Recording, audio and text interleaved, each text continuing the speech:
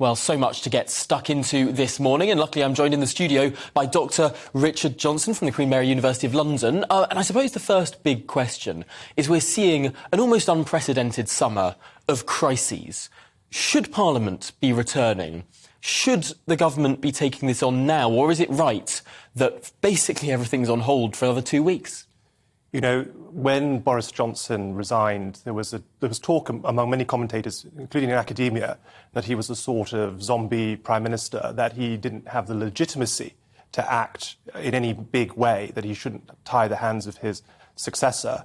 Constitutionally, I don't think that's correct. Politically, that might be indeed the case. Part of the problem we have is that this Conservative leadership contest is just going on and on and on.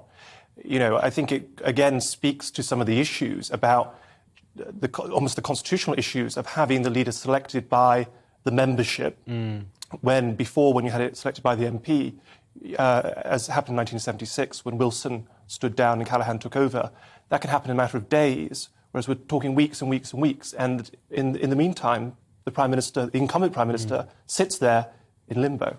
I suppose we've only really had two moments like this in our political history, in 2019 and in 2022. In 2016, the handover was really rather quick, although David Cameron had planned a long changeover where he'd go around European capitals on a bit of a farewell tour. That was all put to bed by Andrea Leadsom. But I suppose we're learning how to manage this sort of constitutional peculiarity, a sort of half-presidentialised parliamentary system. Is it sustainable?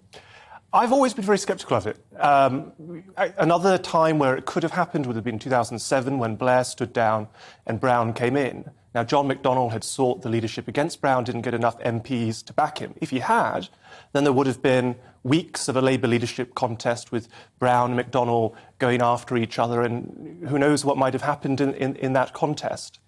I can understand the point. There's an issue here, really, where the MPs seem to favour one candidate and the membership seem to favour another, and members would say, well, then this shows the importance of the members' input. On the other hand, it creates a problem for the sort of strength of the incoming Prime Minister if there's a sense that the incoming Prime Minister lacks the confidence of their own members of Parliament.